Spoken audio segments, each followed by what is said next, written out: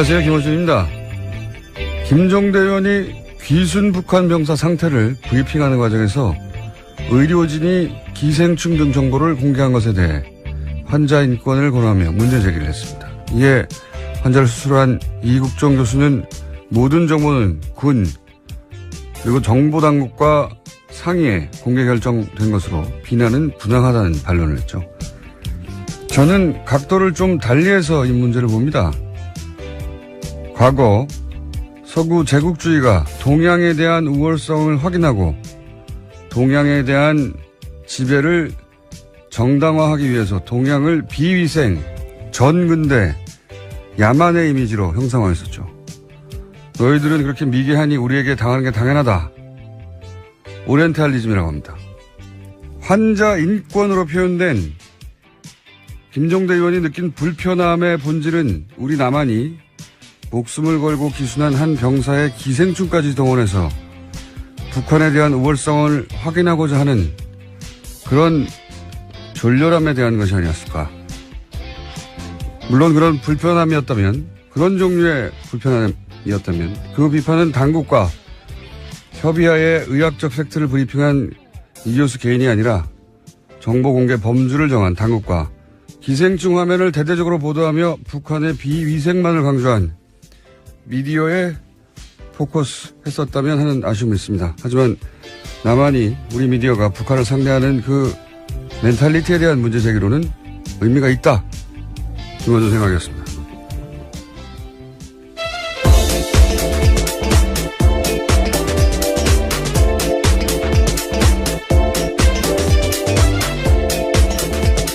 시사인의 김은지입니다. 네. 이게 이렇게까지 큰 논란이 될 줄은. 네, 계속해서 실시간 검색 순위에 있던데요. 여기 잠깐만 하자면, 왜냐하면 굉장히 예리하기 때문에 제가. 시간이 별로 없다고 하셨던 것 같은데요. 네, 이거 하다 끝내면 되죠. 네, 잠깐요. 네. 김종대 의원의 문제 제기가 이게 빛을 발하지 못한 이유는 프레임을 너무 좁게 잡았기 때문에 제가 보기에는 뭐냐면 환자 인권만으로 프레임을 잡았잖아요.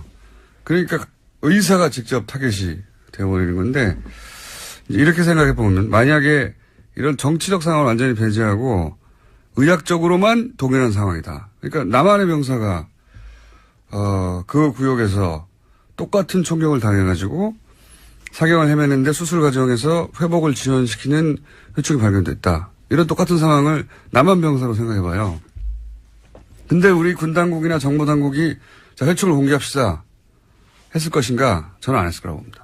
그리고 미디어가 그걸 크게 종편에서 기생충 화면을 집중적으로 띄웠을 것인가? 저는 안 했을 거라고 봅니다. 만약에 그렇게 했으면 그 남한 병사가 그러면 향후 사회생활 어떻게 하라고 하냐 이러면 인권 문제나 사생활 보호 문제 당연히 나왔겠죠. 그러니까 그런 측면에서 인권을 이제 얘기한 거예요. 그렇게 생각하면 기생충 화면을 대문짝만하게 보도한 종편이나 보수매체의 졸렬한 의도나 제가 얘기한 그런 멘탈리티 문제가 있다. 그런 차원에서 지적의 의미가 있는데 이게 문제는 뭐냐면 이 사건은 그렇게 단순히 의학적인 케이스가 아니다. 여기에 북핵으로 대처하는 상황에서 기순한 북한 병사.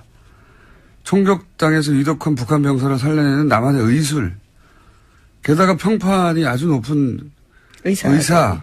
여기에 이제 남한보다 굉장히 열등하다고 비위생적인 북한을 알리기 좋은 기생충이라는 소재의 등장. 그걸 놓치지 않고 막 화면에 뿌려대는 종편. 보수매체 이런 복합적 요소가 다 중첩되어 있거든요. 근데 그걸 단순히 환자 인권이라는 프레임으로 이걸 다 도파할 수가 없다 도저히.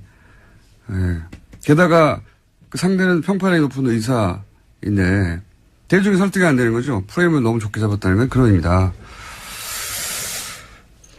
저한테 문의를 하시기 바랍니다. 김종대 의원님은. 자, 첫 번째 뉴스는 뭡니까? 네, 구속된 김관진 전 장관이 풀려났습니다. 어제 법원에서 열린 구속 적부심사에서 석방이 결정된 건데요. 구속 적부심은 피해자가 구속된 이후에 구속의 적법성과 필요성 등을 법원이 다시 판단하는 제도입니다. 댓글 부대 관련 혐의로 구속된 지 11일 만에 그러니까 풀려나게 된 건데요. 관련한 판단을 한 법원 같은 경우에는 위법한 지시 및 공모 여부에 대한 소명의 정도, 변소 내용 등에 비춰볼 때 범죄 성립 여부에 대한 다툼의 여지가 있다라고 판단했습니다. 뿐만 아니라 김관진 전 장관의 주거가 일정하고 도주 우려나 증거인멸에 염려가 없다라고 판단했습니다. 이정열 저희 영장 해설 판사님이 나오실 찬스인데 오늘 수능 예. 학부모신가요? 예, 하필 자녀 수능일이라 저는 운전 중입니다. 그래서 그렇다고 우리가 이게 포기할 수 없잖아요. 네, 방송을 듣고 계실 수도 있겠네요. 대타 있습니다. 양지열 변호사라고. 예, 대단히 부족하지만 잠시 후에 요소를 또 해설하기 위해서 대타 양변을 연결할 예정입니다. 이게 소위 이제 적폐 수사에서 제가 알기로는 과거 누구였죠? 김경숙 교수. 예, 김경숙 교수가 이제 질병, 암. 예, 당시 암위기라고 이야기하면서요. 예, 암위기 질병을 이유로 구속 적부심을 요구했고, 그때 이제 안 됐죠. 예, 기각됐습니다. 증거인멸의 우려가 있다면서요. 예. 심지어 같은 재판부였습니다. 형사합의 51부요. 적폐 수사에서, 소위 적폐 수사에서 구속 적부심을 요구한 자체가 처음이에요. 그걸 제외하고. 질병, 암위기라서 한 걸 제외하고, 그냥 법리적으로 다퉈보겠다고 한 자체가 처음이고요. 예. 석방된 것도 당연히 그러면 처음이죠. 저는, 왜냐면 구속영장 자체가 굉장히 어렵게 보수적으로 떨어지고 있었거든요. 그러니까 구속영장까지 떨어졌는데 또 한 번 묻는 이런 사례가 없어요, 사례가. 그래서 저는 이걸 신청한 자체가 될 줄 알았나? 하는 생각이 들 만큼 이례적이고 떨어진 건 더 이례적이죠. 이상합니다. 대통령에게 보고하고 지시 받았다고 직접 얘기했는데 부하들은 또 구속됐거든요. 해설은 다소 부족하겠지만. 에이, 자꾸 부족하다 그러시는 건가요? 영장 실질심사를 안 해본 분이잖아요. 이분은. 양변과 잠시 후에 해보기로 하겠습니다. 다음 뉴스는요? 네, 어제도 박근혜 전 대통령의 세월호 참사 발생 당시에 성형시술 의혹에 대해서 말씀드렸는데요. 또 다른 성형시술 내용에 대해서 SBS가 추가로 보도했습니다. 세월호 실종자 수색이 난항을 겪을 때도 참사 이후 처음 대국민 사과를 발표할 즈음에도 박근혜 전 대통령에 대한 성형시술이 이루어졌다라고 특검이 판단하고 있다라는 겁니다. 시점은 5월 12일과 13일인데요. 비선 의료를 했던 김영재 원장 그리고 또 부인까지도 카드 사용 내역과 휴대전화 위치 기록을 바탕으로 특검이 그렇게 판단했다라고 합니다. 어제는 이제 세월호 사고 이틀 후에 적어도 이틀 후에는 시술을 하는 것이 분명해 보인다는 게 특검의 조사 보고서였는데 그게 공개됐고 저는 개인적으로는 세월호 사고 당일도 미용과 관련된 일정이 있었다라고 보는 것이 그때 일정을 비워두고 있었고 미리. 네, 수요일 날 일정이 없었습니다. 그리고 미용사에게 전날 오지 말라고 통보해 두었고 그렇다면 사전에 예약된 그리고 그로부터 9일 동안 미리 일정이 안 잡혀 있었고 사전 예약된 어떤 미용 관련 일정이 있었을 거라고 강력히 추정하는 바가 있고 지금 추가적으로 나온 것은 이제 그 이후에 거의 한 달여간 수색을 하고 그리고 이제 사실 그 당시만 되돌아가 보면 전 국민이 이제 화면을 지켜보며 혹시 추가 그렇죠. 그냥 충격받고 슬퍼하고. 그다음에 오늘은 수색을 한다. 유가족들 인터뷰하고 그리고 이제 길에 나가서 뭘 사질 않는다. 사람들이 저녁에 술을 안 마신다. 이럴 정도로 그런 상황이었는데 계속해서 수술을 했다는 거죠. 예. 네, 5월 한 달에만 비선 의사 부부가 최소 5차례 방문했다라는 것이요. 특검의 판단입니다. 이해할 수 없습니다. 저는 정말. 하여튼 그런 게 밝혀지고 있는 와중입니다. 네. 다음 뉴스는요? 네, 세월호 관련된 소식 하나 더 전해드리면요. 지난 17일에 세월호 선체에서 유골이 발견됐습니다. 그런데 해양수산부가 이를 은폐했다라는 건데요. 추가 수색 여론이 형성될 것을 우려해서 일부러 그랬다라는 의혹이 일고 있습니다. 5명의 세월호 미수습자 가족들은 이를 모른 채 지난 18일에 시신 없는 장례식을 치렀는데요. 당시 유골 수습 보고를 받았던 해수부 현장수습본부의 김현태 부본부장이라고 있습니다. 이 같은 사실을 세월의 선처조사위원회에 홍보하지 않았다라고 합니다. 그러면서 현장에서요. 자신이 책임질 테니 유골 수습 사실을 누구에게도 알리지 말라라고 지시했다고 합니다. 그러니까 이제 이 미수습 가족들하고 여기서 그칩시다. 여기까지만 합시다라고 다 얘기돼 있는데 또 유골이 나오니까 그럼 연장하게 될까봐 이 사실을 숨겼다는 거잖아요. 저는 이게 현장의 부본부장 정도가 내릴 수 있는 결정이 아니라고 봅니다. 예. 누가 이 결정을 내리는지 파악을 해야 된다고 생각이 들고요. 본인이 유골이 나왔는데 이제 그만하자라고 결정할 위치에 있는 사람이 저는 아니라고 보거든요. 예. 이게 이제 그래서 겨우 5일 만에 들켰잖아요. 누가 왜 이런 결정을 내리는지 반드시 파악해봐야 된다고 보고 문재인 대통령도 여기에 대해서 왜 이런 일이 벌어졌냐고 이해할 수 없다고. 그렇게 이야기했죠. 유골이 나오면 계속 수습해 가야 되는 거고 찾아야 되는 거거든요. 이걸 접어야 했던 이유가 뭔지 추가 취재가 반드시 필요한 대목인 것 같습니다. 누가 이런 결정을 내리려고 한 건지. 다음 뉴스는요? 네, 검찰이 추명호 전 국정원 국장이 이명박 정부와 박근혜 정부 때 모두 정치에 관여해서 국정원법을 위반했다라고 판단하고요. 재판에 넘겼습니다. 이와 관련해서 특히 눈에 띄는 게 우병우 전 수석과 관련된 지시인데 추 전 국장이 이석수 전 특별감찰관을 불법 사찰한 것이 우병우 전 수석의 지시로 이뤄졌다라고 결론 내렸다고 합니다. 그러면 이제 우병우 전 수석이 다시 한번 소환되고 다시 한번 구속영장 청구될 개연성이 있네요. 네, 이르면 다음 주 중으로 소환될 가능성이 크다라고 하는데요. 뿐만 아니라 최윤수 전 국정원 2차장 같은 경우에도 혐의 선상에 같이 올랐습니다. 그렇군요. 추명호 소위 이제 최순실 라인 전 국장의 공범으로 적시되고 네, 공소장에 그렇게 쓰여 있다라는 겁니다. 불법 사찰의 지시는 우병우 전 수석으로부터 받았다. 예. 이번에도 빠져나갈까요? 우병우 전 수석이. 그런 뉴스가 있고요. 그 외에 양지열 변호사 연결되어 있기 때문에. 네, 하나만 더 전해드릴까요?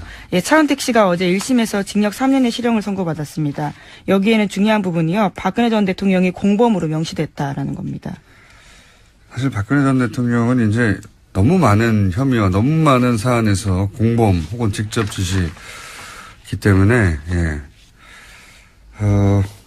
박근혜 전 대통령을 여전히 사랑해서 이제 여러 가지 태극기 들고 집회하시는데 그 집회는 법적으로는 아무 도움이 안 될 것 같습니다. 자, 지금 김관진 전 장관이 구속 적부심을 통해서 석방된 사안 가지고 이정열 판사님의 개인적 사정으로 연결이 안 돼서 아침에 연락했더니 대타 양지열 변호사님 연결됐습니다. 안녕하십니까? 또 그 사이 전화 끊어졌어요? 예. 기다리다가 삐졌나 봐요.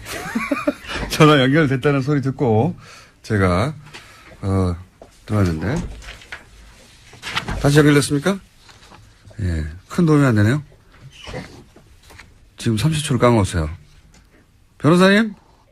예, 여보세요? 네. 대타가 이렇게 뭘 까먹어요? 시간을. 자, 빨리 얘기합시다. 예. 이게 굉장히 이상한 사건입니다. 예. 그죠? 정말 황당했습니다. 예. 밤에 저도 보고. 예. 원래 구속적부심이라고 하는 게 변호사들이 요즘에는 청구 자체를 잘 안 하거든요. 그러니까요. 예. 왜냐면 이게 판사들이 싫어해요.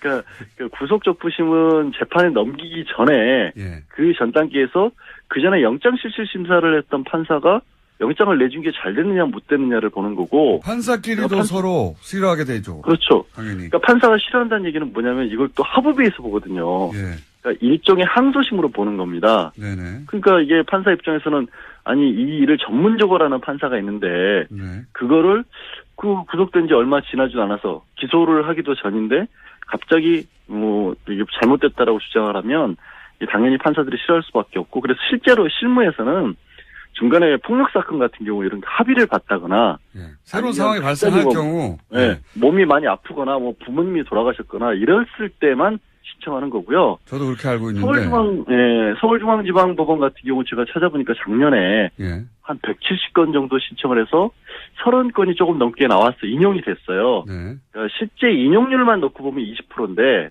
문제는 작년에 서울중앙지방법원에서 처리한 1심 사건이 한 5천 건이 넘어요. 전체 사건 대비로 봤었을 때 이렇게까지 나오는 거는 5천 건 중에 33건이니까 몇 퍼센트입니까? 정말 계산을 미리 하셨어야죠.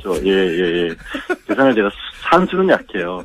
근데 1%도 안 된다. 예. 그거의 문제는 대부분 그 비율이 말씀드린 것처럼 합의를 받거나 이런 사정 변경이 있었을 때지 아무 사정 변경이 없었고 김관진 전 장관이 갑자기 부모님이 돌아가셨을 리는 없잖아요. 그 연세에. 이게 말하자면 법리 10일 만에 법리 판단을 새로 했다는 거거든요. 아무것도 없는 거, 아무 변경 사항도 없는데. 그렇죠. 갑자기 도주율이나 증거인멸 우려가 없다라고 갑자기 법원이 본 거예요. 보통 이럴 경우 변호사가 그거 해봐야 소용이 없습니다. 라고 하거나. 실제로 소용없다고 하는 정도가 아니라 예. 그러니까 양형사유에서 나중에 법원에 이른바 궤심죄에 걸릴 수 있으니까 예. 하지 말라고 합니다. 게다가 알려요. 그래서 이 적폐 관련 수사 작년부터 시작해서 저 김경수 교수가 질병 이를 이유로 그렇죠. 한번 청구한 이후로는 처음이에요. 처음. 고영태 씨는 체포적부 심사를 청구를 했다가 기각됐어요. 예, 그건 다른 이야기고 구속적부 심. 예, 하여튼 그러니까 구속적부심에 체포 구속적부심을 넓게 크게 하나 더 보니까 그 두 건밖에 없는데 기각됐고 또 이 사건은 그러니까 그때는 암이었을 때도 기각됐거든요. 그렇죠. 뭐 기억하시겠지만 갑자기 이렇게 다 지우고 모자 쓰고 나타났잖아요. 구속도 없애고 이런 상황에서 그러니까 정말로 애초에 날 구속시키면 안 된다라는 걸 강력하게 보여줬는데도 구속시켰고 이후에 또 진단서까지 첨부를 해서 정말 심각한 상태라고 했는데 결국에 안 풀어졌거든요. 그러니까 구속이라고 하는 것 자체가 2008년 이후에 급속도로 줄어들었어요. 그러니까 구속이 줄어드니까 구속에 대해서 적부심사 청구하는 일은 정말로 줄어든 거죠. 인용도 잘 안 되고. 적폐 수사 관련해서는 아무도 신청을 안 했다니까요. 질병이. 안 할 수밖에 없는 게 밑에 지금 김관진 전 장관 같은 경우에는 그때 국방부 장관 했을 때 부하직원은 실형까지 받았거든요. 벌써. 그거를 그리고 내가 지휘를 했노라는 걸 본인이 인정을 한 상황인데. 대통령이 그래서 그래서 그 위에 이제 지금 얘기한 것처럼 이명박 전 대통령이 지시를 받고 있다는 얘기까지 했기 때문에 그러면 상식적으로 이명박 전 대통령 수사와도 직결되는 문제인데 그거를 갑자기 아무 특별한 사정 변경도 없이 구속 사유가 없어졌다고 보는 거는 정말 이해하기 어렵죠. 저는 지금까지 쭉 이야기한 대로 청구 자체가 이상하고 그래서 이거 이미 신청할 때 인용될 줄 알았나? 이렇게 생각이 들 만큼 이상한 일이다. 저는 바보 됐어요. 어제 기자분들이 여러 번 전화를 했었는데 절대 그럴 일 없다고. 왜 하는지 모르겠다고. 저도 그렇게 알고 있었는데 더 깊이는 양 변호사님께서 대답할 수준이 안 되기 때문에. 아니 새벽에 지금 전화 걸어서 뭐 하는 짓입니까 이게. 판사를 안 해보셨기 때문에 기본적인 사항은 충분히 저희가 이해했습니다. 저도 그렇게 생각하고요. 예. 네. 알겠습니다. 네, 대타 고생하셨고요. 다음 스튜디오에서 꼭 뵙겠습니다. 감사합니다. 네, 고맙습니다. 자, 오늘은 위가 많습니다. 빠르게 이어가지고 또 짧게, 그것마저 알려주면 리얼미터 권순정 조사 분석실장 나오셨습니다. 안녕하십니까. 네. 빨리빨리 가죠? 네네. 숫자 딱딱딱. 네, 대통령 지지율이, 다시 올랐습니다. 1.5%포인트 오른 73.1%고요. 부정평가는 22.3%입니다. 60대 이상 TK 보수층에서 상당히 많이 올랐어요. 60대 이상 TK 같은 경우는 50%대였는데 60%대 올랐고요. 보수층 같은 경우는 이제 북핵 이후에 상당히 많이 빠지면서 부정평가하고 긍정평가 많이 떨어졌는데 지금 초박빙으로 좁혀졌습니다. 그래서 전반적으로 봤을 때 지난 한 주 지나면서 구여권 지지층이 재결집 조짐을 보이고 있다. 그렇게 봐야 될 것 같습니다. 일간으로 봐도 71.5, 73.3, 72.8 이렇게 올 하수 이렇게 변했습니다. 저는 이제 최근 6개월, 7개월간의 문재인 대통령 지지율을 보면서 다들 이제 6개월 정도 지나면 꺾이게 될 것이고 또 뭐 여러 가지 사안들 나오면 주저앉게 될 것이고 이때까지 이제 대통령들의 지지율이라는 게 그랬으니까요. 다른 나라도 그렇고 보통. 근데 이렇게 계속 회복해가는 걸 보면은 지지율이 과연 떨어지겠는가 60% 이하로. 그런 생각이 들 정도로 굉장히 고탄력입니다. 사실상 모든 정부에서 이렇게 하방 경직성, 상승 경직성이 있으면 계속 떨어지기 마련이거든요. 그 라인을 봐도 이전 정부에도 계속 그래 왔습니다. 아니면 전 세계적으로 그렇잖아요. 그렇죠. 예. 지나면 지날수록 사실 피로감도 생기고. 네네. 근데 이제 문재인 대통령의 특징은 북핵이나 이런 거 하면서 훅 한번 떨어지죠. 네네. 68호대로. 네, 그렇습니다. 그리고 다시 똑같이 올라와요. 네. 몇 개월 전하고 비슷하게. 지금 73.1%는 북핵 이전하고 거의 비슷한 수준으로 올라왔어요. 예. 예.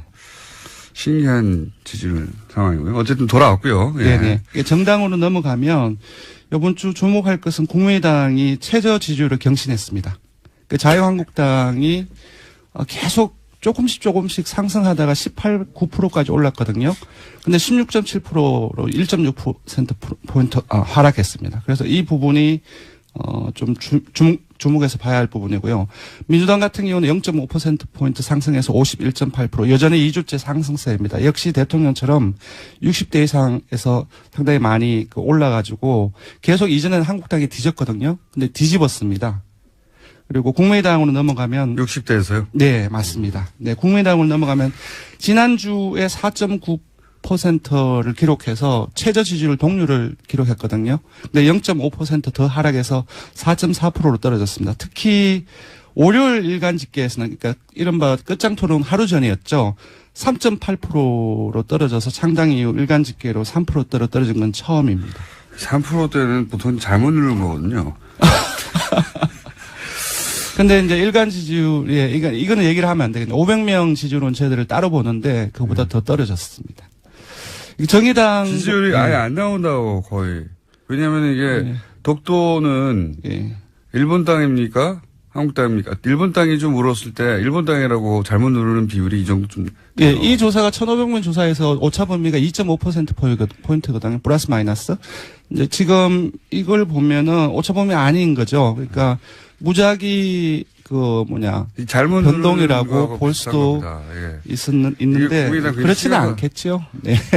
국민의당 조사 정확합니다. 심각하게 받아들여야 되는 상황이다. 예, 정의당은 오늘 정의당 얘기를 좀 해야 될 것 같은데 19대 대선 이후에 가장 높은 7%포인트에 근접했습니다. 3위로 뛰어올랐고요. 한 주 동안 1.9%포인트 상승해서 6.9%를 기록했습니다.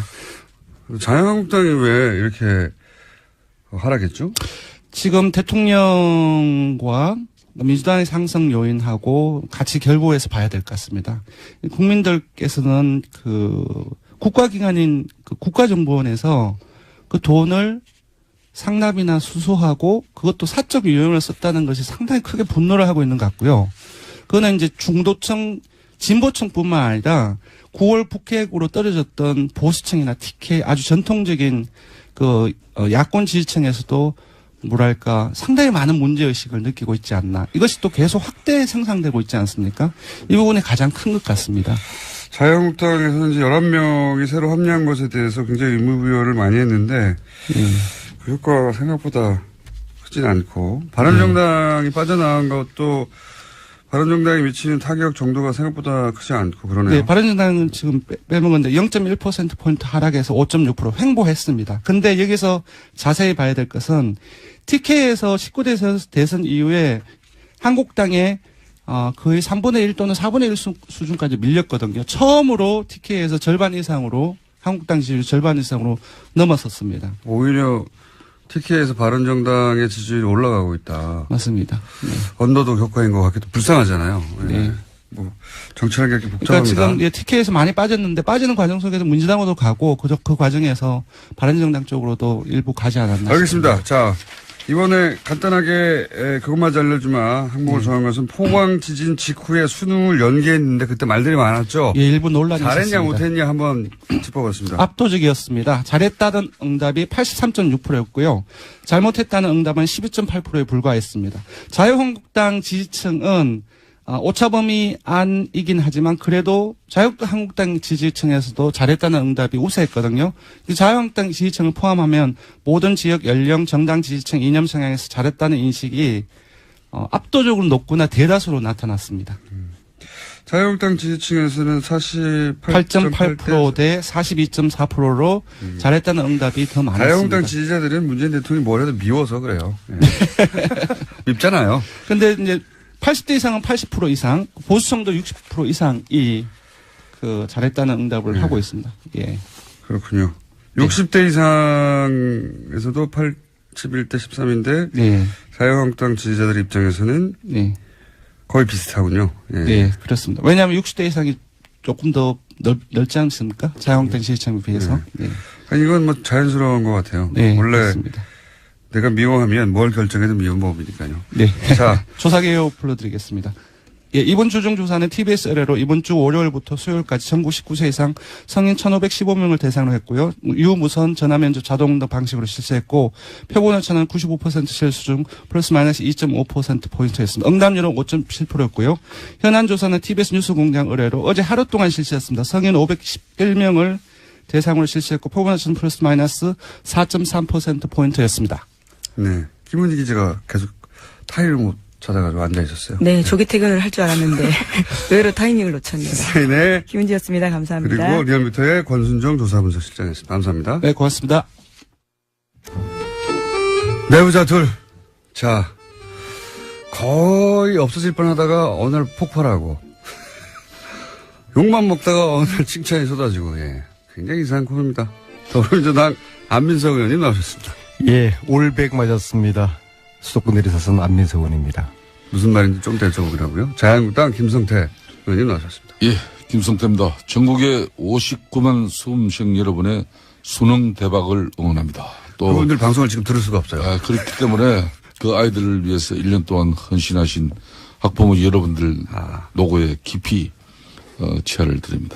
저 말씀은 수고하셨습니다. 여당이 해야 되는 이야기인데 야당이 하고 계시네요. 아무튼 아직 뭐 오늘은 특히 이제 포항 지역의 학생들 시험 보는 동안에 별탈 없기를 무사히 시험 잘 치르기를 바라고요. 100점 만점에는 무슨 어제 청와대에서 고위공직자 배제 기준 5가지 기존에 이제 탈세, 투기, 위장전입, 병력, 논문 여기에 2개 더 추가됐잖아요. 엄주운전, 성범죄 7가지 하나도 포함되지 완전 않았다. 저는 자유롭고 완벽합니다. 근데 왜 그런데 고위공직자가 못 되시고 있는 거죠? 그거는 뭐 좀 때를 기다리고 있고요. 근데 거기다 딱 한 가지 빠진 게 좀 있는 것 같아요. 네. 정신 감정. 그것도 좀. 정신감정이요? 정신 그게 감정. 정신감정. 예, 왜냐면은 어떤 의미로?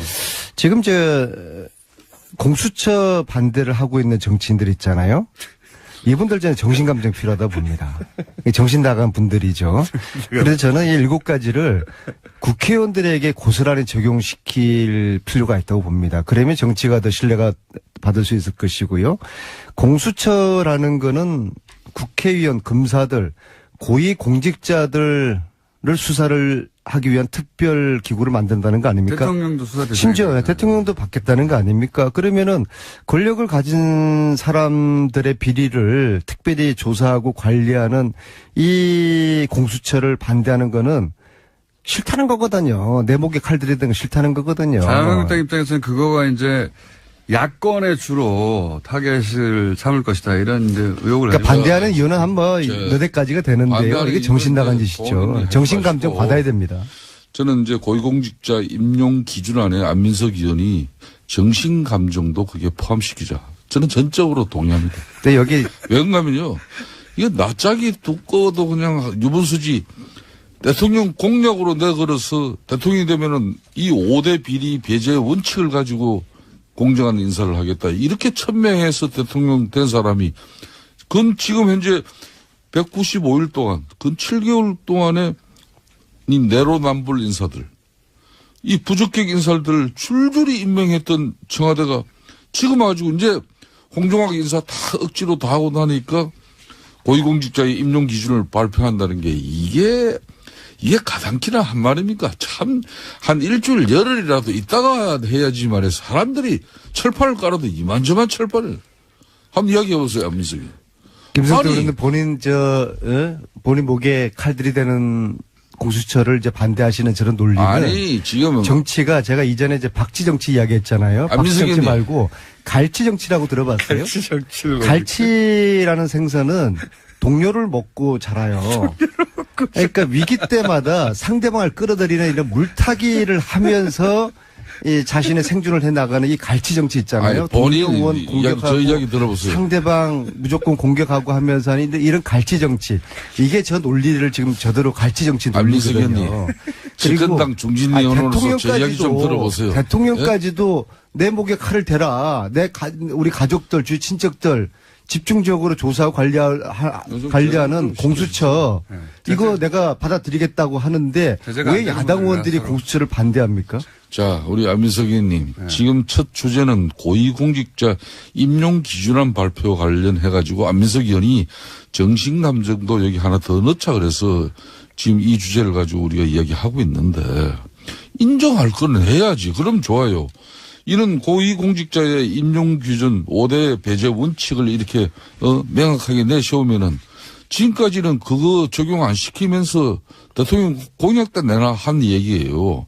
그런데 어저께 이제 홍종학 장관 임명하고 나자마자 이걸 이제 발표를 했는데 그러면 대통령이 우선 사과라도 해야 되는 거 아닙니까? 그리고 두 번째는 이런 임용 기준안을 대통령이 이미 대선 공약 때 내걸고 대통령이 당선되면 이런 인사 기준 원칙을 가지고 고위공직자를 임명하겠다 했는데 그런데 캠코더 인사한 거 아니에요. 캠프, 코더, 더불어민주당 인사로 끊임없이 이렇게 지적을 받았는데도 이게 인사 간행 적폐가 아니고 뭡니까? 그러면은 이렇게 제대로 검증을 하지 못한 누군가는 청와대 주변에 참모가 책임도 지고 대통령도 사과하면서 앞으로 나는 7개월 동안 인사를 한다고 했는데 내가 참 누워서 침 뱉는 격이 됐는데 하지만 앞으로는 정말 이렇게 잘하겠다. 이래 해야지. 그 이야기 하다가 갑자기 공수처 이야기예요. 문제는 저러한 갈치 정치의 논리를 대부분의 국민들이 공감하지 않는다는 거예요. 문재인 대통령에 대한 지지도가 계속 70%대를 유지를 하고 있어요. 그렇다 그러면은 중도를 다 끌어들인 거거든요. 문재인 대통령의 하는 정치 행태라든지 지진 대책이라든지 안보 정책이라든지 이런 국민들의 민심을 거슬리는 게 아주 일상화가 됐어요. 자유한국당이 이렇게 해가지고는 이 보수가 다시 살아남기 힘들고요. 공수처를 반대하면은 솔직히 우리가 지연제가 많으니까 공수처 이거 신설되면은 우리 자한당 국회의원들 중에서 살아남을 사람들 절반도 안 될 테니까 이게 두렵다. 이거 좀 살려달라. 차라리 우리한테 물밑에서 하소연하고 선처를 부탁하면은 인간적으로 좀 그래도 좀 봐주기라도 하죠. 근데 지금 그 이야기를 지금 말씀이라고 하세요? 자기들 지연제가 들춰질까봐 공처 반대하면서 청와대 뭐 대통령 직속 제1급 수석 비서관 반대 논리를 대는 청와대 정무수석도 지금 현재 이제 특히 김관진 전 장관 안보실장 풀려난 거 있어가지고 저는 오늘 이 아침에 붕괴를 금치 못하겠어요. 저는 김관진의 구속으로 최순실의 이 무기 쪽에 이 화산이 폭발되지 않을까를 기대를 했거든요. 왜냐하면은 제가 받은 제보 중에서 김관진 안보실장이 합참의장을 마치고 2009년, 2010년 2년을 안민석 의원님은 딸들과 가족들과 함께 워싱턴에서 2년을 살아요. 왜 전병헌 아시다시피 전병헌 정무수석이 청와대 제1급 참모로서 아주 많은 그 비용이 필요하거든요. 구속 수사가 되고 있는데 대해서는 왜 한마디 언급이 없어요? 부탁을 하시네요. 네? 잠깐만 제 이야기하고서 말씀. 아니 내가 아까 말씀하세요. 내 얘기를 합니다. 자, 저 이야기를 굉장히 지금 아주 지금 사법 말을 막으신 이유가 뭐죠? 저렇게 자기네들 마음에 들지 않으면 김관진 이야기 하고 난 다음에 듣고 난 다음에 이야기를 하세요. 면수석부터 중요한 말씀하는 겁니다. 새로운 정보인 것 같아서 그 얘기만 듣고. 그래서 그 2년 동안에 김관진 안보실장이 그 2년 동안에 그 생활 비용을 방산업체, 외국의 방산업체에서 후원을 했다는 제보를 제가 받았거든요. 자, 그러면 간단해요. 그러면은 2년 동안에 김관진 실장이 무슨 돈으로 그 생활비 많은 비용을 미국에서 냈는지. 2년 동안 그건 계좌 조사하면 금방만에 나오는 것이죠. 2년 그래서 동안에 미국의 방산업체로부터 말하자면 생활비를 받았다. 아마 4인 가족이 워싱턴에서 2년 동안 살았으면은 아마 100만 불 이상 정도는 썼을 거라고 보거든요. 과연 그 돈을 김관진 안보실장이 개인 돈으로 쓰지는 않았을 것 같은데 그 제보에 의하면은 방산업체가 후원을 미국의 방산업체. 받았다. 예, 그런 미국의 제보거든요. 방산업체가 나중에 우리나라에 무기도 파는 업체입니까? 그래서 이게 최순실하고 저는 연관이 된다 보거든요. 왜냐하면 저는 최순실이가 문화계 농단, 체육계 농단 하면서 결국엔 돈을 빼먹은 거 아닙니까? 이건 사실 무기에 비하면 끈값이죠. 돈을 사랑했던 진짜 대통령 최순실이가 과연 무기에 손대지 않았을까? 손대지 않았을까요, 공장장? 손댔을 거라고 저는 그렇게 가정을 하거든요. 예, 그래서 이러한 연계고리가 2009년, 2010년에 김관진이의 미국에서 생활비 이것을 검찰이 쉽게 그런 들여다볼 수 있는 거 아니에요. 그렇게 될 수 있는데 그게 이제 지금 이걸 기대를 했었는데 풀려나면서 어렵게 풀려난 게 이게 저는 단순하게 뭐 도주 우려가 없다. 이건 정말 지나가는 개가 웃을 일이고요. 구속시킬 때는 도주 우려가 있다고 해서 구속시켜놓고서 풀어줄 때는 도주 우려가 없다. 시키세요. 저는 그런데 이 방송이 맨날 더 제어가 안 되지 않습니까? 큰 이유가 있을 거라고 보는 것이죠. 이건 새로운 정보니까 들어보고요. 새로운 정보. 이게 아무리 자, 지금 현재 재판부는 기울어진 운동장에서 우병우 재판하고 방송을 있는 사람이 하지만은 이재용 재판하다가 안민석 의원의 잡혀가지고 일방적인 주장을 계속 바뀌었던 김어준 그 이모라는 공장장은 제어하지 부장판사가 않고. 지금 우병우를 지금 네? 하고 있지 않습니까? 재판부의 현실이 지금 밀었습니다. 아니, 저분이 그래서 재판부의 이런 행태를 잘 들여다볼 필요가 자신의 있어요. 자, 오케이. 제기에 자, 김성태 의원님. 말씀 한번 해보세요. 네. 하고 싶은 말씀 하십시오. 해보세요. 제가 이렇게 한 2년 가까이 우리 안민석 의원님을 지켜보면은 본인이 의혹 제기하고 본인이 이렇게 문제를 야기한 부분에 대해서 검찰이 또 제대로 수사해가지고 또 이렇게 구속 적부심에서 이렇게 구속이 이루어지면 뭐 검사나 판사 칭찬하고 또 판사가 그걸 이렇게 기각하면은 또 재판부 그냥 욕하고. 자, 이런 것도 사법부의 판단 자체를 갖다가 우리가 존중해줘야지. 지나가는 개도 이걸 웃지 않겠냐 이러면은 이 방송에서 어떻게 되겠습니까? 김관진 실장은 그래도 대한민국의 군인으로서 대한민국 국가 안보를 위해서 평생을 바친 분이에요. 예?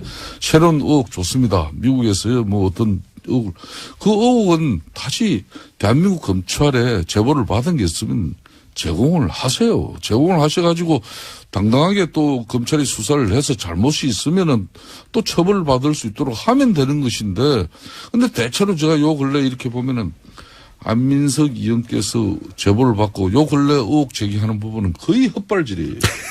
예? 김광석 씨 부인 서모 씨 건도 뭐 그것도 헛발질된 거고 대한민국 국민들이 다 알죠. 예? 뭐 그 애도 저는 너무 많이 알지만은 방송 관계상 또 괜찮습니다. 이야기해보세요. 또 뭐가 있는지. 자, 최순 씨 진실은 신만이 아는 것이죠. 그러니까 아까 이제 고위공직자 저를 검찰에 고발해야지 뭐 쓸데없이 뭐 권익위원회 권익위원회가 인권위원회 왜 검찰에 고발하세요. 검찰에. 그 안철수 의원도 왜 최순 씨 보고 검찰에 안민석을 고발하라고 그러세요. 그러니까 안철수 의원이 그렇게 한동안 또 두 분의 간의 관계를 개선하기 위해서 왜 그 전부 고소를 취하했어요. 근데 얼마 전에 다시 또 고발됐잖아요. 안철수 쪽에서. 안철수 의원을 얼마 전에 만났는데 이건 자기가 납득하고 이해가 되지 않는 정치 행위를 한다는 거예요. 서로 이해가 안 가는. 안철수 대표가 저를 이해를 못한다는 겁니까? 제가 우연찮게 국회 본회의장 로텐도홀 밑에서 만났는데 그 얘기를 하더라고요.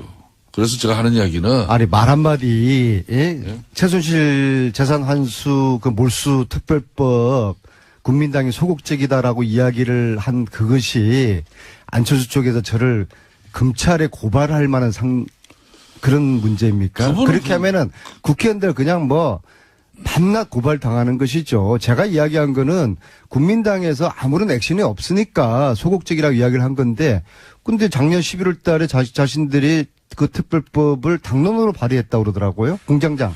알고 계셨어요? 지금 그 얘기는 몇 번이나 하셨기 때문에. 아무도 몰라요. 예. 아무 일도 하지 않았으니까. 안철수 그래서 소극적이었다고 이야기한 것이 검찰에 고발을 당할 그런 사안입니까? 자, 세 번째 검찰 고발을 당하고 있어요. 안철수 측으로부터. 자리 좀 바꾸세요. 자 그러면은 앵커를 시키고 안철수 대표 개인이나 정당 간에나 고소고발은 최대한 자제해야 되는 거죠. 바른정당과 국민의당 통합 얘기도 잠깐 해봐 주시면요. 1, 2당의 입장에서 이 지금 3, 4당 간의 통합 논의에 대해서 어떻게 보십니까? 기본적으로 저는 남의 집안일에 이러쿵저러쿵 하고 싶은 생각은 전혀 없지만요. 항상 해왔죠. 자, 지금 이 문제의 출발점은 예. 안철수의 위기의식으로부터 분석을 해야 됩니다. 무슨 말입니까? 자, 지금 이대로 안철수 대표가 중심이 된 국민당이 내년 선거를 이대로 치를 수 있겠습니까? 전패할 거예요. 전패하고 되면은 지방선거 이후에 안철수는 설 땅이 없는 겁니다. 정치 완전히 물러나야 되거든요. 그런 위기감에서 안철수 대표가 지금 좌충우돌 하고 있는 겁니다. 자, 자한당하고 바른당하고 국민당은 뿌리가 틀리잖아요. 여기에 통합, 연대 그런 이야기들을 막 아직 하고 5분 있는데요. 남았고요. 평상시대로 5분 가지고 한 10가지 정도 이야기할 수 저는 있습니다. 어쩌면은 안철수 대표가 보수 정당을 기반으로 해서 추후에 대권 후보에 대한 구상을 하고 있을 것이다. 그런 얘기도 있습니다. 그래서 빅텐트, 자한당과 바른정당까지 묶어서 후보가 되려는 그러한 욕심을 가지고 있을 것이다. 지방선거에서 자유한국당이 잘 안 되면 네네. 자유한국당에서 이제 대선 후보가 없구나 생각해서 나오는 분들과 이제 저는 여기 대해서 자유한국당 있습니까? 국민당 내부에 호남 출신들은 택도 없는 소리라고 하거든요. 그래서 제가 볼 때는 국민당은 이미 심리적으로 분당이 돼 있는 상태입니다. 자, 이제 아니. 자, 그러면 자유한국당 입장에서 그걸 어떻게 바라봅니까? 우리 아내님이 지난주는 좀 집권당 중진위원으로서 이렇게 품격과 품위도 지키시면서 했는데. 요즘 디거넛 난리가. 그러니까. 이 스탠스는 제가 유지하고 있어요. 한 주 만에 또 이 사람이 확 변했어요. 180도로. 김관진 에? 풀려나니까 제가 제정신이겠습니까? 그러니까 이게 말이 됩니까, 이게? 아니, 그러니까 김어준 공장장이. 그렇지 않아도 이 기울어진 제가 운동장에서 김관진 방송을 다시 하는데 집어넣을 겁니다. 정신 상태가 저렇게 불안정하고 안 좋을 때는 방송 여기 출연시키지 마세요. 예?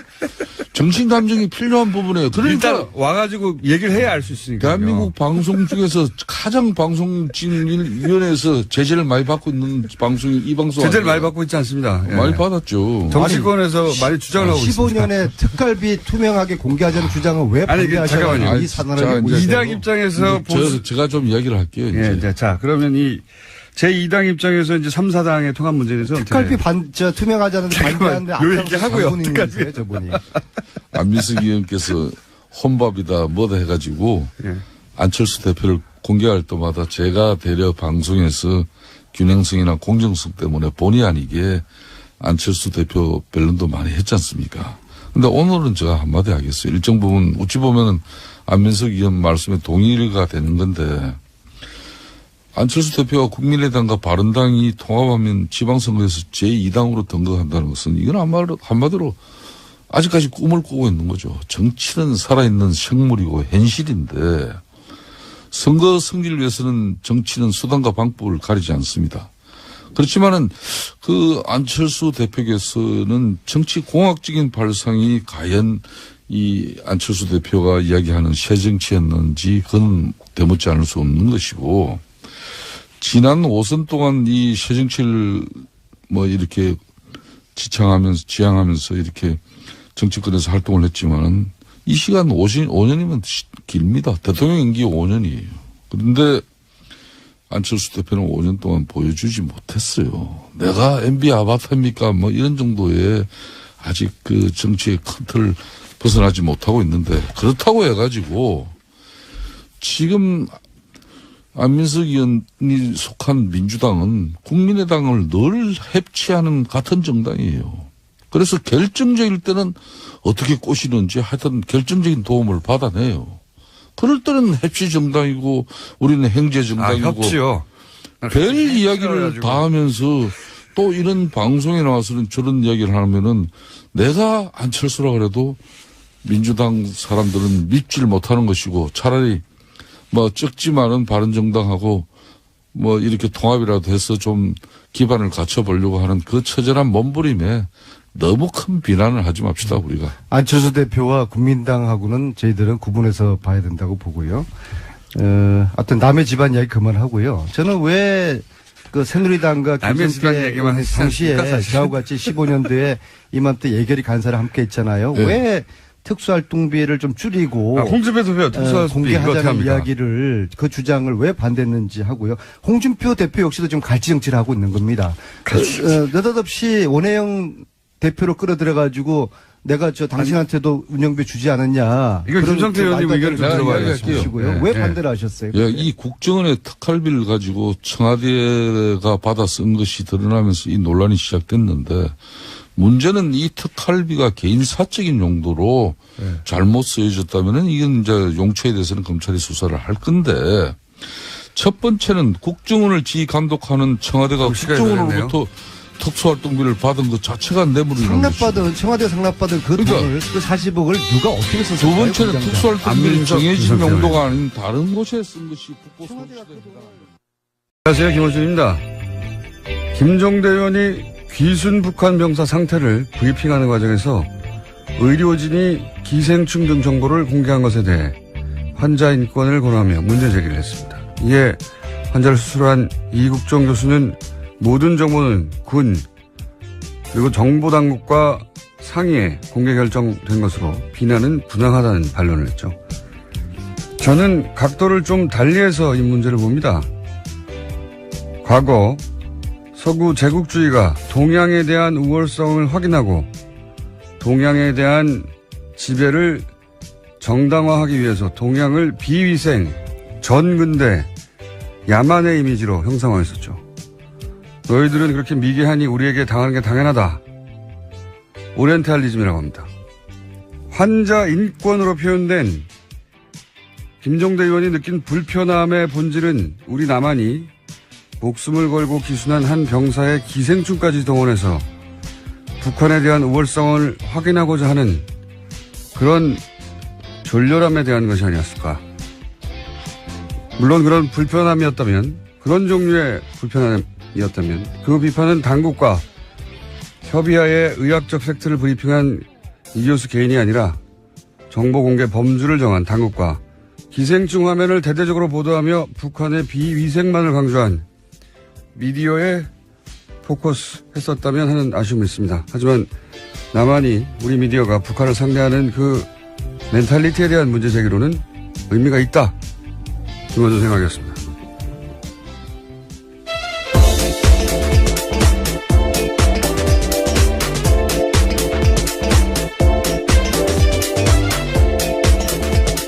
시사인의 김은지입니다. 이게 이렇게까지 큰 논란이 될 줄은. 네, 계속해서 실시간 검색 순위에 있던데요. 여기 잠깐만 하자면, 왜냐면 굉장히 예리하기 때문에 제가. 시간이 별로 없다고 하셨던 것 같은데요. 네, 이거 하다 끝내면 되죠. 네, 잠깐요. 네. 김종대 의원의 문제 제기가 이게 빚을 발하지 못한 이유는 프레임을 너무 좁게 잡았기 때문에 제가 보기에는 뭐냐면 환자 인권만으로 프레임을 잡았잖아요. 그러니까 의사가 직접 타겟이 되어버리는 건데 이렇게 생각해 보면 만약에 이런 정치적 상황을 완전히 배제하고 의학적으로만 동일한 상황이다. 그러니까 남한의 병사가 그 구역에서 똑같은 총격을 당해가지고 사경을 헤매는데 수술 과정에서 회복을 지연시키는 회충이 발견됐다. 이런 똑같은 상황을 남한 병사로 생각해봐요. 근데 우리 군 당국이나 정보 당국이 자 회충을 공개합시다 했을 것인가? 저는 안 했을 거라고 봅니다. 그리고 미디어가 그걸 크게 종편에서 기생충 화면을 집중적으로 띄웠을 것인가? 저는 안 했을 거라고 봅니다. 해수부 현장수습본부의 김현태 부본부장이라고 있습니다. 이 같은 사실을 세월의 선처조사위원회에 통보하지 않았다라고 합니다. 그러면서 현장에서요, 자신이 책임질 테니 유골 수습 사실을 누구에게도 알리지 말라라고 지시했다고 합니다. 그러니까 이제 이 미술술 가족들하고 여기서 그칩시다. 여기까지만 합시다라고 다 얘기돼 있는데 또 유골이 나오니까 그럼 연장하게 될까봐 이 사실을 숨겼다는 거잖아요. 저는 이게 현장의 부본부장 정도가 내릴 수 있는 결정이 아니라고 봅니다. 예. 누가 이 결정을 내리는지 파악을 해야 된다고 생각이 들고요. 본인이 유골이 나왔는데 이제 그만하자라고 결정할 위치에 있는 사람이 저는 아니라고 보거든요. 예. 이게 이제 그래서 겨우 5일 만에 들켰잖아요.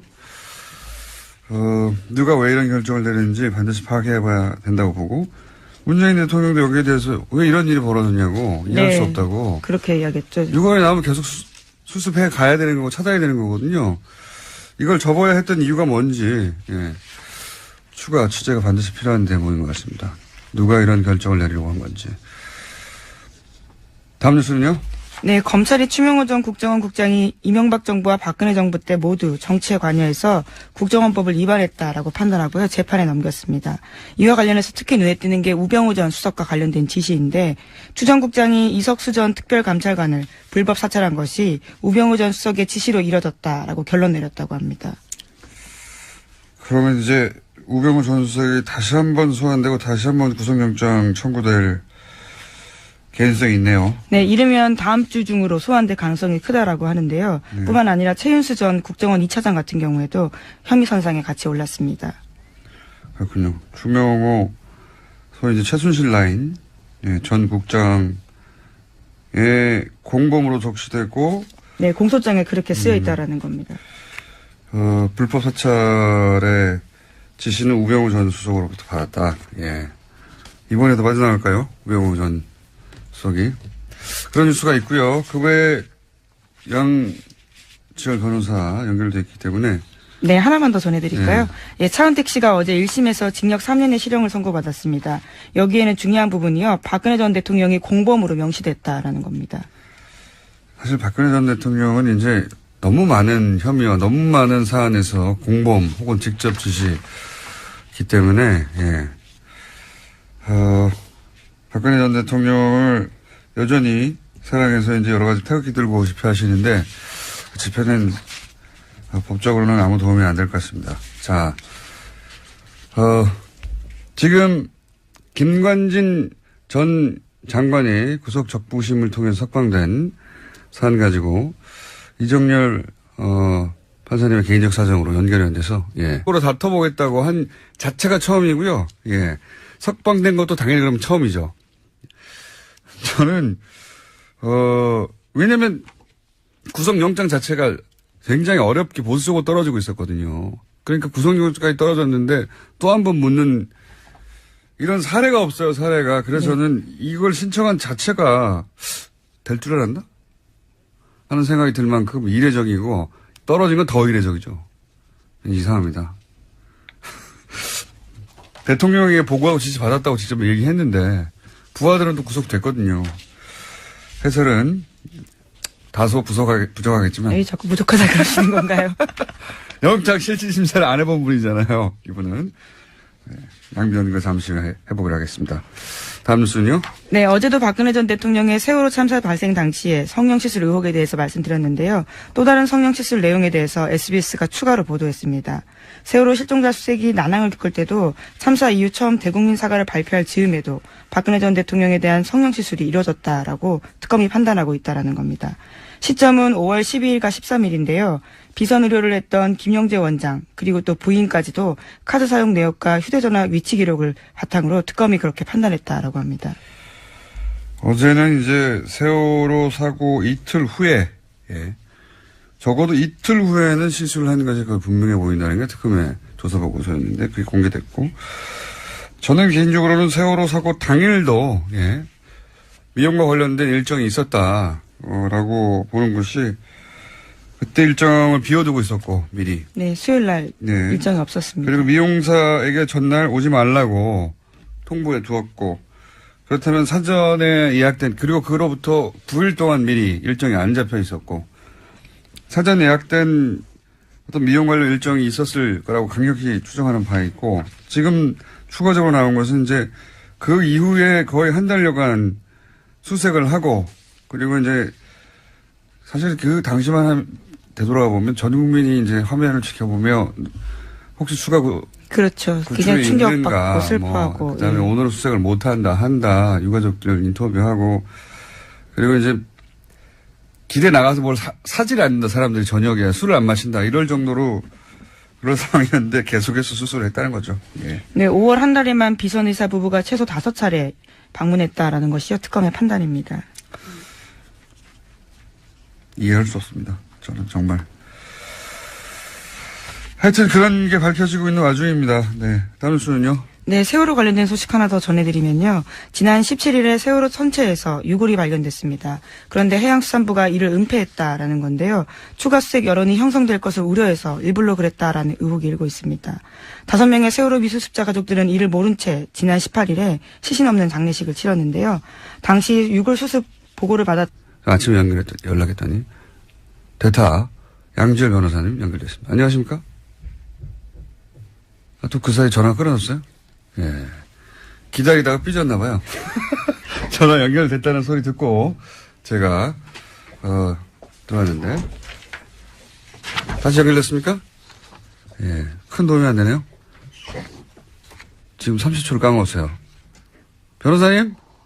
예, 여보세요? 네. 대타가 이렇게 뭘 까먹어요? 시간을. 자, 빨리 얘기합시다. 예. 이게 굉장히 이상한 사건입니다. 예. 그죠? 정말 황당했습니다. 예. 예. 밤에 저도 보고. 예. 원래 구속적부심이라고 하는 게 변호사들이 요즘에는 청구 자체를 잘 안 하거든요. 그러니까요. 예. 예, 왜냐면 이게 판사들이 싫어해요.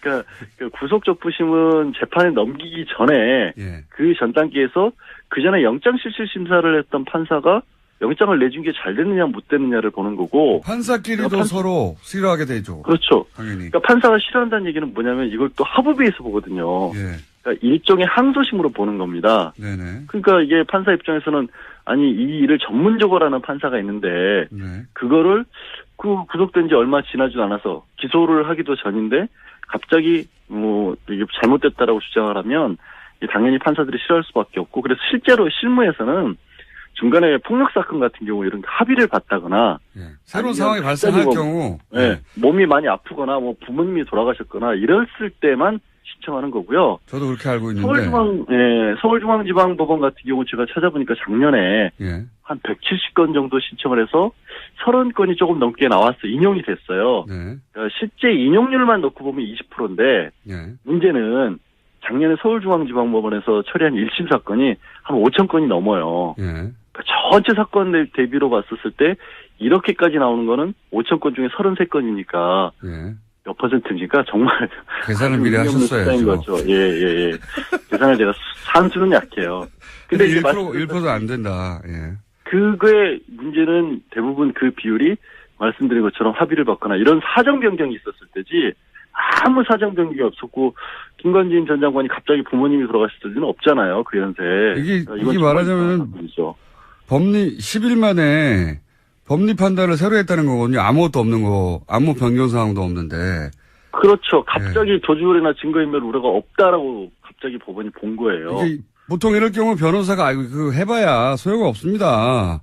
라고 하거나. 실제로 소용없다고 하는 정도가 아니라 예. 그러니까 양형 사유에서 나중에 법원에 이른바 궤심죄에 걸릴 수 있으니까 예. 하지 말라고 합니다. 게다가 알려요. 그래서 이 적폐 관련 수사 작년부터 시작해서 저 김경수 교수가 질병 이를 이유로 그렇죠. 그렇게 했으면 그 남한병사 그러면 향후 사회생활 어떻게 하라고 하냐 이런 인권 문제나 사생활 보호 문제 당연히 나왔겠죠. 그러니까 그런 측면에서 인권을 이제 얘기한 거예요. 그렇게 생각하면 기생충 화면을 대문짝만하게 보도한 종편이나 보수매체의 졸렬한 의도나 제가 얘기한 그런 멘탈리티 문제가 있다. 그런 차원에서 지적의 의미가 있는데 이게 문제는 뭐냐면 이 사건은 그렇게 단순히 의학적인 케이스가 아니다. 여기에 북핵으로 대처하는 상황에서 기순한 북한 병사. 총격당해서 유독한 북한 병사를 살려내는 남한의 의술. 게다가 평판이 아주 높은 의사. 여기에 이제 남한보다 굉장히 열등하다고 비위생적인 북한을 알리기 좋은 기생충이라는 소재의 등장. 그걸 놓치지 않고 막 화면에 뿌려대는 종편. 보수매체 이런 복합적 요소가 다 중첩되어 있거든요. 근데 그걸 단순히 환자 인권이라는 프레임으로 이걸 다 도파할 수가 없다 도저히. 게다가 그 상대는 평판이 높은 의사인데 대중이 설득이 안 되는 거죠. 프레임을 너무 좋게 잡았다는 건 그런 의미다. 저한테 문의를 하시기 바랍니다. 김종대 의원님은. 자, 첫 번째 뉴스는 뭡니까? 네, 구속된 김관진 전 장관이 풀려났습니다. 어제 법원에서 열린 구속 적부심사에서 석방이 결정된 건데요. 구속 적부심은 피해자가 구속된 이후에 구속의 적법성과 필요성 등을 법원이 다시 판단하는 제도입니다. 댓글 부대 관련 혐의로 구속된 지 11일 만에 그러니까 풀려나게 된 건데요. 관련한 판단을 한 법원 같은 경우에는 위법한 지시 및 공모 여부에 대한 소명의 정도, 변소 내용 등에 비춰볼 때 범죄 성립 여부에 대한 다툼의 여지가 있다라고 판단했습니다. 뿐만 아니라 김관진 전 장관의 주거가 일정하고 도주 우려나 증거인멸에 염려가 없다라고 판단했습니다. 이정열 저희 영장 해설 판사님이 나오실 찬스인데 오늘 수능 예. 학부모신가요? 예, 하필 자녀 수능일이라 저는 운전 중입니다. 그래서 그렇다고 우리가 이게 포기할 수 없잖아요. 네, 방송을 듣고 계실 수도 있겠네요. 대타 있습니다. 양지열 변호사라고. 예, 대단히 부족하지만 잠시 후에 요사를 또 해설하기 위해서 대타 양변을 연결할 예정입니다. 이게 소위 이제 적폐 수사에서 제가 알기로는 과거 누구였죠? 김경숙 교수. 예, 김경숙 교수가 이제 질병, 암. 예, 당시 암위기라고 이야기하면서요. 예, 암위기 질병을 이유로 구속 적부심을 요구했고, 그때 이제 안 됐죠. 예, 기각됐습니다. 증거인멸의 우려가 있다면서요. 예. 심지어 같은 재판부였습니다. 형사합의 51부요. 적폐 수사에서, 소위 적폐 수사에서 구속 적부심을 요구한 자체가 처음이에요. 그걸 제외하고. 질병, 암위기라서 한 걸 제외하고, 그냥 법리적